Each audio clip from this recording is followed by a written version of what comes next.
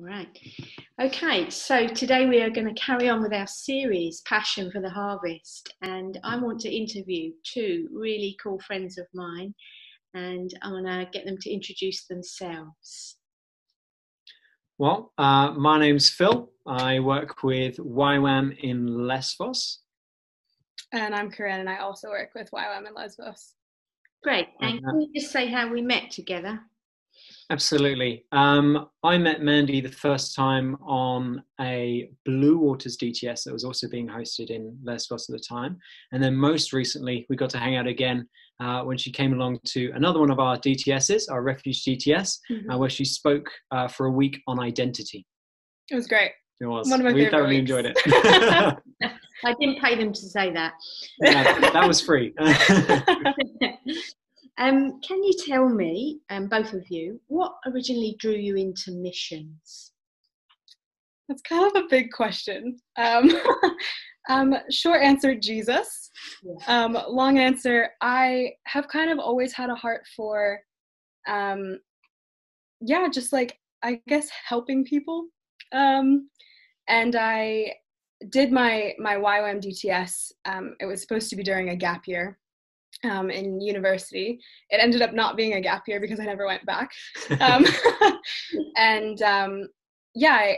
did my DTS, my discipleship training school with YWAM, and just kind of fell in love with the whole idea of bringing the gospel not just in deed but also in words, and kind of looking at that in a holistic sense. And so I kind of just stayed on and kept going with YWAM. So it's great. Mine was, there's a bit in the Bible where Jesus says, whoever would seek to save his life will lose it. And those who lose their life for my sake and that of the gospel will find it. This haunted me a bit because Jesus said it.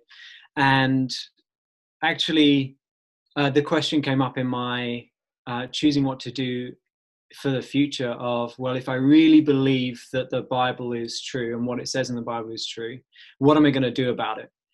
And that was the beginning of a springboard into missions as a doing it every day venture.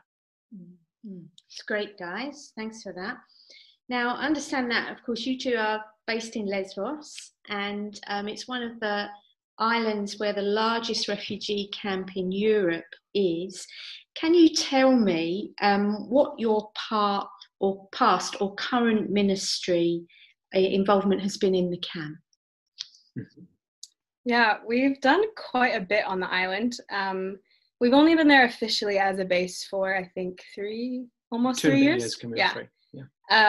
But we actually started as a response to the refugee crisis. So we went with the Next Wave ship to do relief work in camp. And after that, we stayed in camp for a while. And so for the first, year or so of us being an established base, we kept doing relief work in camp. So that looked like anything from clothing distributions to housing to standing guard at a gate for hours upon hours. But and then after about a year and a half of that, we decided to start looking into doing some stuff on the island with other organizations.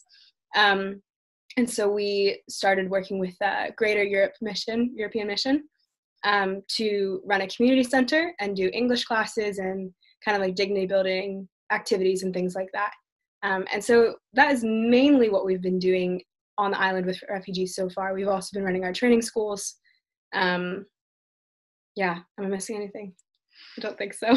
When we first turned up into camp, because obviously guarding a gate, it's like, oh, well, how is that missions?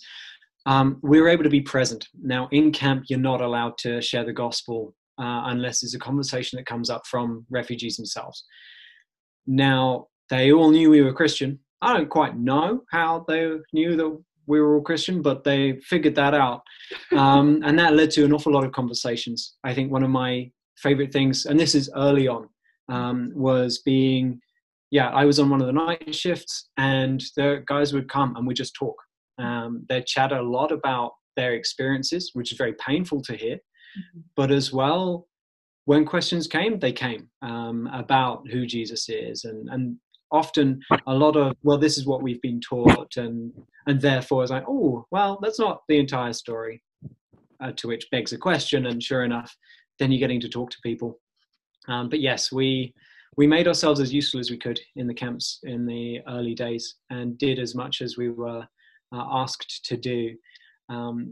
Think outside of personal interactions, then there wasn't a overt like, hey, we really want people to get to hear the gospel before we started working with Greater European Mission, because access is difficult, and we have to bear in mind that these are vulnerable people.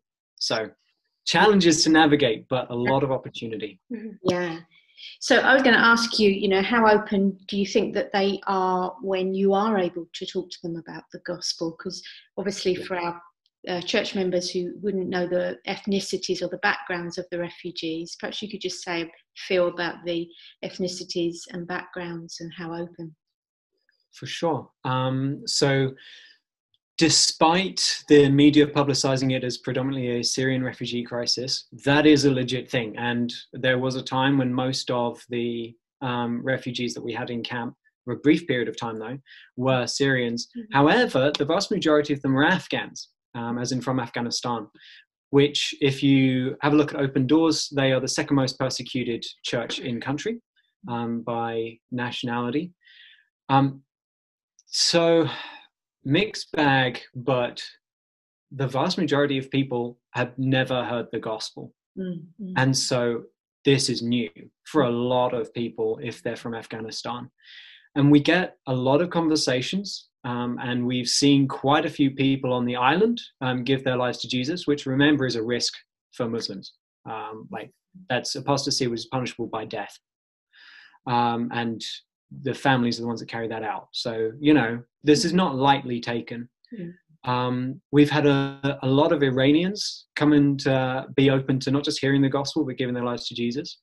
Probably one of the most exciting parts, though, especially for other nationalities that we hear less of, was we were visited by a guy, or a couple of guys that had come off of one of the other islands, which is where refugees were being sent, where they're redistributing people because it's massively overpopulated in the camp, or continuously into this day.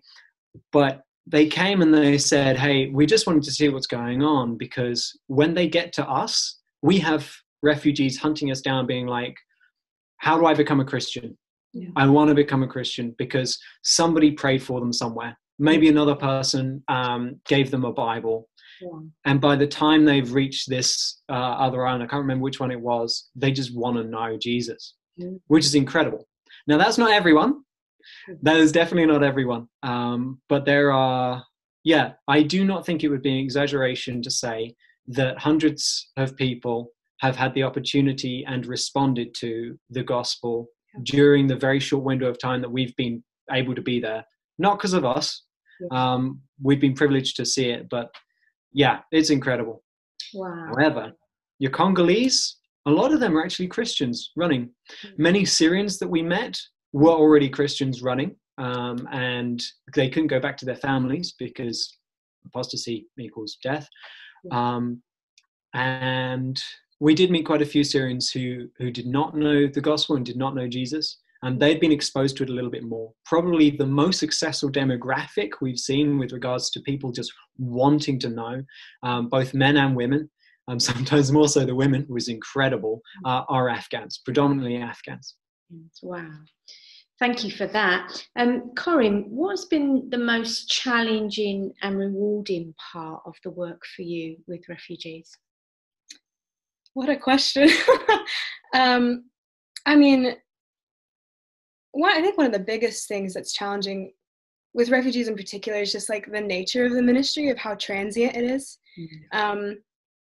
Most of the people that we meet who come to the island are really only on the island for like anywhere from 2 months to the max amount of time that I've, like, in a person that I've met has been on the island for 2 years. And that's the longest they've been.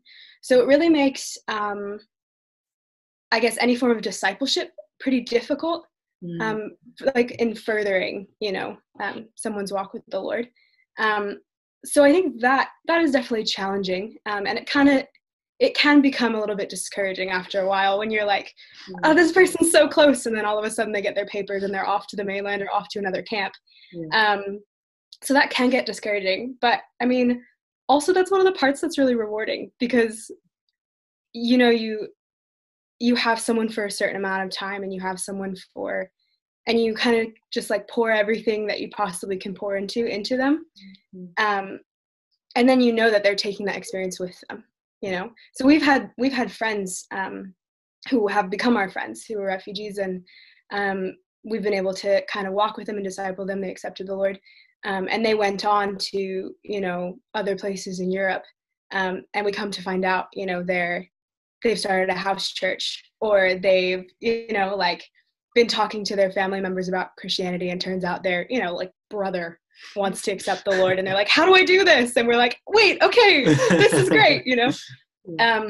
So like I think that's also one of the rewarding things, is just like seeing how it spreads, and also just like they're great, like just I mean, I've rarely met anyone who was a refugee who was not massively hospitable and massively like just like wanting to be kind and wanting to tell their story and to hear mine. Yeah, and I really think that, like, I don't know, getting to see all the different parts of their culture, and also, I mean, like it says, like the Bible says, we're made in the image of God, right? And so everyone you meet kind of carries that, and kind of carries a piece of God. And I think meeting so many people from so many different walks of life, whether they know the Lord or not, like, yeah, is definitely one of the things that I love the most about it.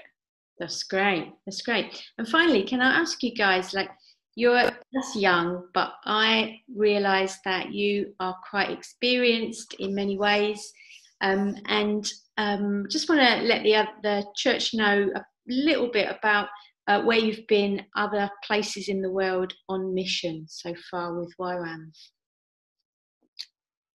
It's been quite a few. So I did my original like training in California in the US. I've been in Lesbos for almost 2 years now, and have led outreaches into places in the Middle East. Been to Turkey, been to parts of Iraq, and yeah, have done some work with YWAM in the UK as well, up in Nottingham and in Liverpool. Yeah. I, who am not American, unfortunately, I haven't done anything with YWAM into the States, but Turkey, Lebanon, Iraq, and plenty in Lesbos. That's great. That's great, guys. Thank you so much for your willingness to do this interview. And you've inspired and will inspire a lot of people watching this video to maybe for themselves step out in some form of short-term missions, and really take up the passion for the harvest that God wants us to have. So thank you again, Phil and Corrinne. We enjoyed listening to you. Thanks for having us. God bless.